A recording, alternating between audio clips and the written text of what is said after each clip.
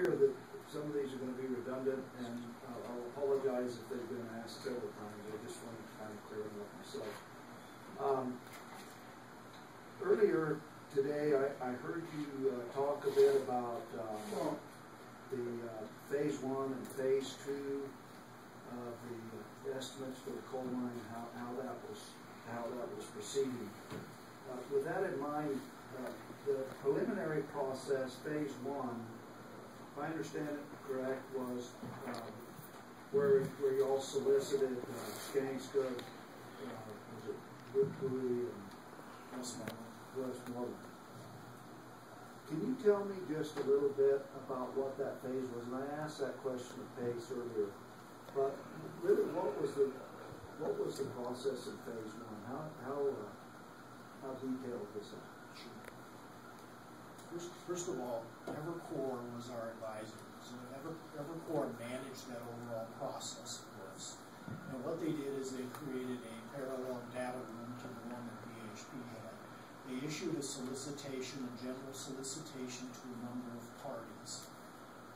Solicitation was somewhat brief, but it described the facility, the ownership, and so forth, all the background information.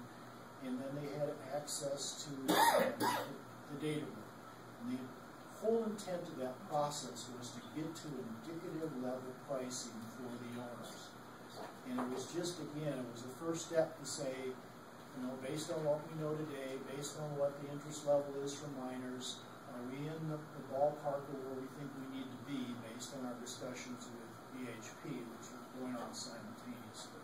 So that stage is now closed. And the result of that stage, you've seen in my testimony, is the bid, Mr. Bacinus's, as well as the bids that came out of that process. Now, since then, we've had other inquiries and interest from other parties that said we wanted to get into phase 1, we weren't able to, and so we're expecting and hoping that they'll enter into phase 2. Phase 2 is ongoing right now, so they are doing a more in-depth deep dive into the data room. We're going to begin to establish mine tours and to look at the equipment and so forth. That will conclude in early March. And at that time, the bidders are required to submit final proposal pricing beyond the indicative stage, so no final pricing to move forward. So, sounds kind of corny, but the first phase was kind of give me the sticker price, and then we'll see who's in the ballpark. And it didn't seem like you had a lot of responses on that, just a couple. Yeah, that's true. We had 3 responses, only 2 to actually be the miner, by the mine. And as you may recall, I asked Mr. Cenas about, you know, what was the gene pool for the amount of contractors, and I think we established that pretty well. But now, because I thought he indicated that I'd asked him a series of questions about the actual RFP process, and I didn't get the feeling that process had already started from him. For phase 2, the actual, let's go bid it now. But that is definitely... It is, and you have to consider that Pace Global, who Mr. Bacinus represents, is really not part of that process. Okay, that's good. So, and you think that the numbers will all be in March? Yeah, I don't think. That's the requirement. I understand there's a requirement in that phase 2 is they need to be submitted, and I just don't have the exact date, but it's early March. And is the RFP available to the commission if we ask for it? Yes. That would be something we could get. Is PNM willing to provide that? I believe it's an exhibit already. The RFP for phase 2? Oh, for phase 2. We have it. I'll do some with a bench press if you guys do it. Fine if you don't. It would be nice. Well, it would be good if you could provide it by tomorrow. Because we're coming up to the end right now. And if we're going to get it in, we need to get it in by the end of the year. And can I do that through just a verbal bench request?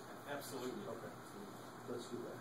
And the RFP may be the same. There may be an amending letter to the first phase RFP. And it may be something to the effect is, okay, by this date, final pricing is due. I got you. The reason that I'm even asking these questions is when you read the responses from the prospective bidders, you know, they were all very, very clear that, you know, these are subject due diligence, and I kind of got the indication, this was just the way I walked away from it, was they really didn't have access to a whole lot of information. But you're telling me they did have some information, like were they able to look at the mining plans? Yes, so good question is, here's my understanding, is that they had information to a lot of data. They wanted more specific data, and specifically what they wanted to do is they had access to BHP's mining plan. Their mining plan didn't go out too far in the future, just because BHP doesn't do those that far in advance. The second piece that was very important to them is to go and tour the mine and look at the condition of the equipment and the long wall, and that is part of phase 2. And to your knowledge, does BHP have ample data on existing reserves?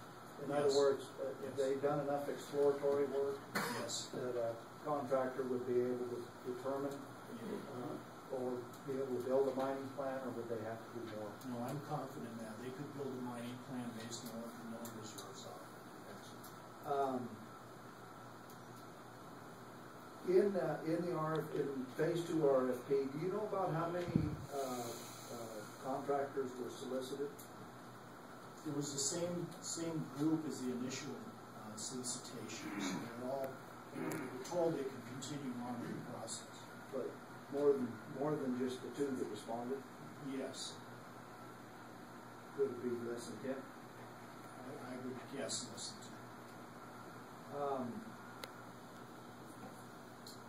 10. In the RFPs, or maybe in this RFP, I'll just maybe ask a question about it. In some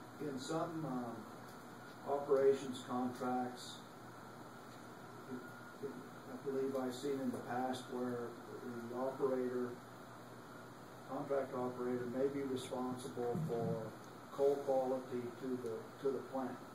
Now, I guess, and I'm prefacing the question in that there may be times where, say you have tested quality of, we'll just use a number of 9,000, say 9,500 in the seed. Would it be typical that the operator would be required to deliver a certain quality of coal to the plant? Yes. There will be specifications for coal quality.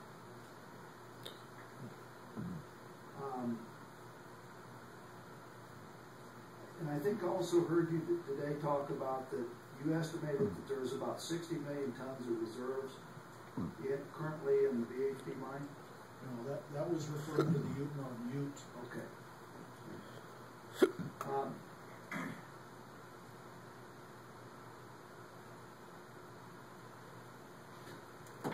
Do you know how much reserves in the current BHP mine? I don't have that off the top of my head. We do have that at PNM, I just don't recall.